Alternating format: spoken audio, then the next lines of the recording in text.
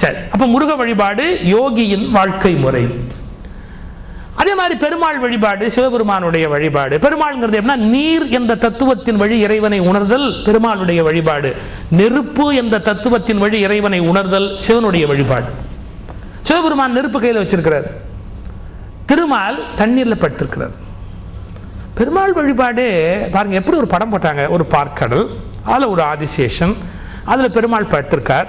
அவர் நாபியிலேருந்து ஒரு தாமரை, அந்த தாமரையில் பிரம்மா திருன்னு முழிச்சுன்னு உட்காந்துருக்கார். என்ன பண்ணுறது, என்ன விதி எழுதுறது, எப்படி எழுதுறது அப்படின்னு மேலே உட்காந்து தவிச்சுன்னு இருக்கார். யார்? பிரம்மா உட்காந்துருக்கார் மேலே தாமரை. நம்ம அர்த்தம் தப்பாக பண்ணிட்டோம். என்ன அர்த்தம் தப்பாக பண்ணிட்டோம்னு கேட்டால், இந்த பெருமாள் ஒரு நாபி போய் பிரம்மா அவருடைய குமாரர் அப்படின்னு கதை சொல்லிட்டோம். பிரம்மம் மூலமானது, பிரம்மம் மூலமானது. மூலத்துக்கும் உனக்கும் தொடர்பு எப்படி நடக்கிறது தெரியுமா? மூலத்துக்கும் எனக்கும் தொடர்பு தொப்புள் கொடி வழியாக நிகழ்கிறது. ஒவ்வொரு குழந்தையுமே, நான் அப்படிலாம் பேசுறது தப்பா நினைக்கிறேன், எனக்கும் வயசாயிடுச்சு. கண்ணு இல்லாமல் பிறக்கும், மூக்கு இல்லாமல் பிறக்கும். ஒரு குழந்தை வந்து காது இல்லாமல் பிறக்கும், தொப்புள் இல்லாமல் ஒரு குழந்தை கூட இருக்குது. முடியுமா? இல்லை. ஏன் இல்லைன்னா அதான் நமக்கும் மூலத்துக்கு லிங்க், அந்த தொடர்பு தொப்புள் கொடி. அந்த கொடி பிரம்மத்தோடு தொடர்புடையதுங்கிறத விளக்கிறதுக்காக தான் சார் பிரம்மாவை போட்டு அந்த தாமரையிலேருந்து ஒரு தாமரை கொடியை போட்டு திருமால் பார்க்கடல படுத்திருக்கிறார்னா, கருப்பையில் தூங்குகிற குழந்தையின் வடிவம் தான் திருமாலுடைய வடிவம். ஒரு ஆச்சரியம் நீங்க சொன்னா அப்படியே அதிர்ச்சியா இருக்கு. ஒரு பெண்ணின் கர்ப்பப்பையில் தங்குகிற திரவம் இருக்கு இல்லையா, கடல் தண்ணீருடைய உப்பும் அவளுடைய கர்ப்பப்பையில் இருக்கிற தண்ணீரின் உப்பும் சம அளவு. ஏனென்றால் இந்த கடலில் இருந்து தான் முதல் உயிர் ஜனித்து வந்தது, இந்த கடலில் இருந்தும் அதே உயிர் தான் இப்போது ஜனித்து வருகிறது. அண்ணா பிள்ளை உண்டான என்ன பண்ணுவா, உப்பு உப்படுத்தி தின்பா. எப்ப சால்ட் லெவல் குறைஞ்சிட்டாலும் காம்பன்சேட் பண்ணி ஆகணும். ஸ்கேன் பண்ணி பாருங்க குழந்தைய, அந்த கடல்ல எப்படி அந்த உயிரினங்கள் ஆடிக்கொண்டிருந்ததோ அப்படித்தான் இதுக்குள்ள ஆடிக்கிட்டே இருக்கும். அந்த லிக்விட் வச்சுட்டா உடனே டெலிவரி பண்ணணும், இல்லைன்னா சிசேரியன் பண்ணியாவது வெளியே எடுத்தாங்க. அந்த திரவத்துக்குள்ள தான் நீந்தி கொண்டு இருக்க முடியும். அந்த குழந்தையோட வடிவ அமைப்பு அப்படி. அதை விட பியூட்டி சார், பெருமாள் தூங்குறாரு கதை எழுதணுமே. பெருமாள் தூங்குறார், தூங்கி கொண்டிருக்கிறார், அரித்துயில் தூக்கம் அப்படின்னு. சரி, என்ன அழகு, என்ன அழகு தெரியுமா? ஒரு குழந்தை கர்ப்பத்தில் 270 நாளும் தூங்கி கொண்டே இருக்கிறது. குழந்தை கண்ணை திறக்கக்கூடாது. ஸ்கேன் பண்ணி பார்க்குற போதெல்லாம் பாருங்க, கண்ணு அந்த வெளிச்சம் கூட படக்கூடாது. அந்த கண் திறந்துட்டா, குழந்தை கண் திறந்துட்டா ஊனமுற்ற குழந்தையா பிறக்கும். நான் யாழ்ப்பாணம் போயிட்டு வந்தேன். நான் ரொம்ப வருத்தப்பட்டு பேசினதுக்கப்புறம் தொலைக்காட்சியில் பேசும்போது, யாழ்ப்பாணத்தில் இந்த குண்டெல்லாம் போடுற போது பங்கர்லாம் லேடிஸ் ஒளிஞ்சிருந்தா பாருங்க, அது போடுற போது அதிர்ச்சியில் அவள் கர்ப்பத்தில் குழந்தைகளுக்கு கண் திறந்துட்டு நிறைய ஊனமுற்ற குழந்தை. அதனால தான் மூளை வளர்ச்சி இல்லாதது. அதை பற்றிலாம் யாரும் யோசிக்கல. ஒரு போர் நடந்தால் எவ்வளவு துன்பங்கள்லாம் யாருக்கும் புரிய மாட்டேங்குது. எல்லாரும் அகங்காரத்தோடு பேசுகிறாளே ஒழிய அர்த்தத்தோடு பேச தயாராக, அகங்காரத்தோடு பேச நான் மட்டும் தான் சரி, அதாவது உலகம் ஒன்றும் பேச முடியும். கர்ப்பத்தில் குழந்தை கண்ணே திறக்கப்படாது, தூங்கிட்டே இருக்கணும்.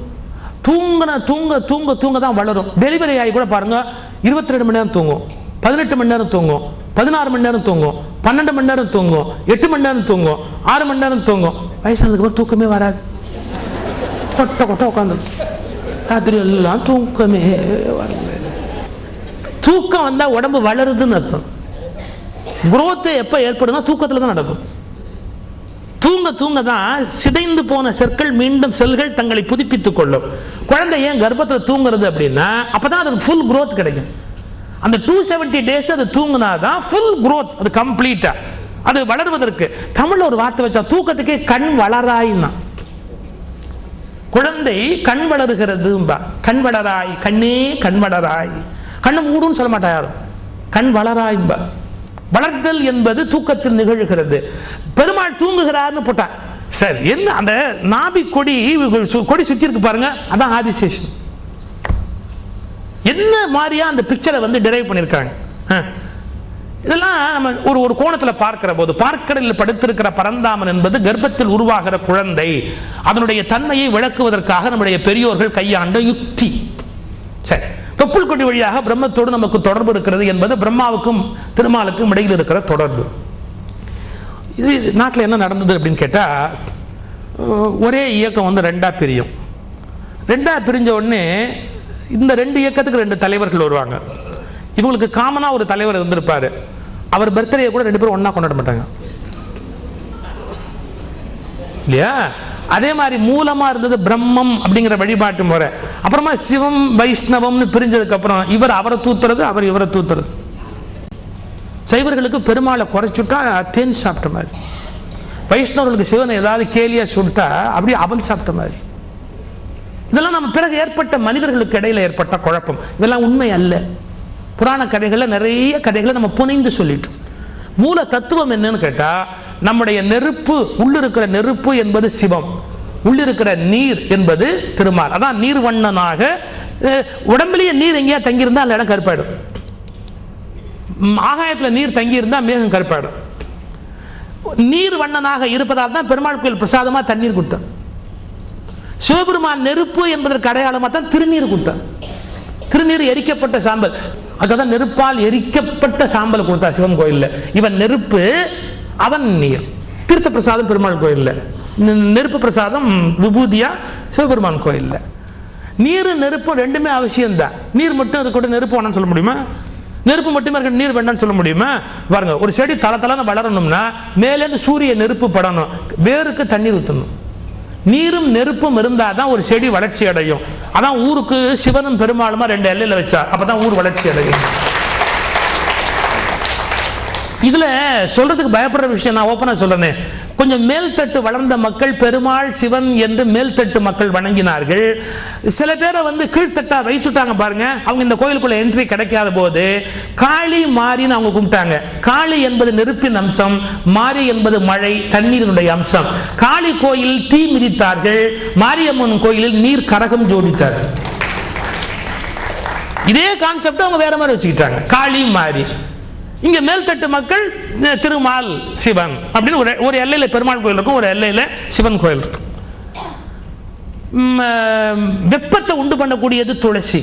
அவர் தான் பெருமாள் கோயில கொடுத்தாங்க. ஏன்னா உடம்புல வந்து வெப்பத்தை உண்டு பண்ணுவதற்கு பாதுகாப்பு, தண்ணீர் குறைபாடு ஏற்பட்டா துளசியால சரி பண்ணிக்கலாம். சிவன் கோயில்ல வில்வம் கொடுத்தார்கள். வில்வத்தினால் வருவது குளிர்ச்சி, ரிவர்ஸ் சிவன் கோயில கொடுத்தாங்க. சரி, அது போனால் அப்படியே போயிட்டே இருக்கும் அந்த தன்மை. வழிபாட்டுக்குள்ள பார்ப்போம். திருமால் அப்படிங்கிற வழிபாடு. நீல நிறத்தவன் அப்படின்னா என்ன அர்த்தம்? ஆகாசம் நீளமா தெரியுது, நீளமா?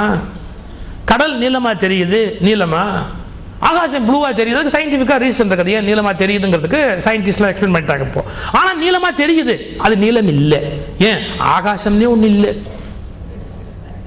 கடல் நீளமா தெரியுது, ஆகாசத்தோட ரிஃப்ளெக்ஷன்.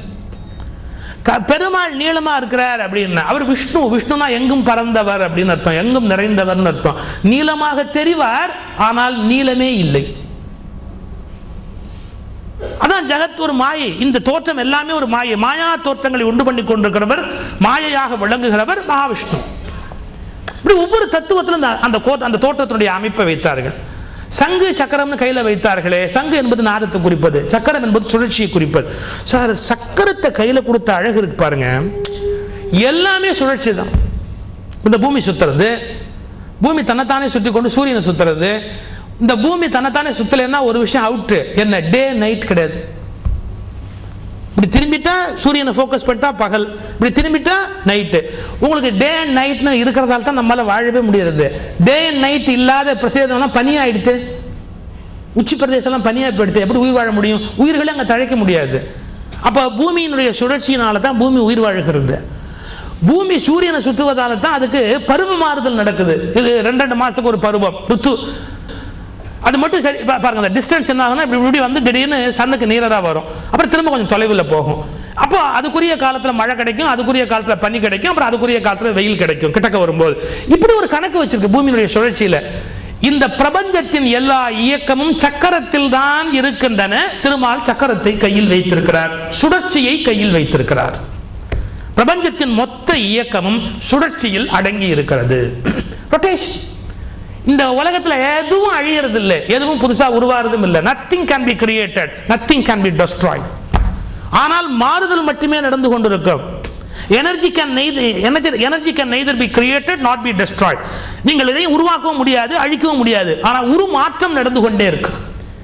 இந்த சுழற்சி என்பதுதான் நடக்குமே ஒழிய எதையும் முன்னால் உருவாக்க முடியாது, எதையும் முன்னால் அழிக்க முடியாது. சுழற்சி மட்டுமே சாத்தியம் என்பதை திருமால் விளக்கி கொண்டிருக்கிறார். திருமாலுடைய தோற்றம் பிறகு நம்முடைய இலக்கியமாக வருகிற போது நம்முடைய ஆசாபாசங்கள் புராண கதை வழியாக எப்போதும் அறக்கரை அழிப்பவர், ஆனால் அவர் ஆயுதங்களை கையில் வைத்திருக்கிறார், ஜகத்தை ரட்சிப்பவர், நம்முடைய பாதுகாவலுக்கு தேவையானவர். பிறகு கற்பனை வளர்கிற போது விதவிதமான தோற்றங்கள், பெருமாளுக்கே நின்ற நிலை, உட்கார்ந்த நிலை, எவ்வளவு அழகா இருக்கு யோக நரசிம்மர்னு.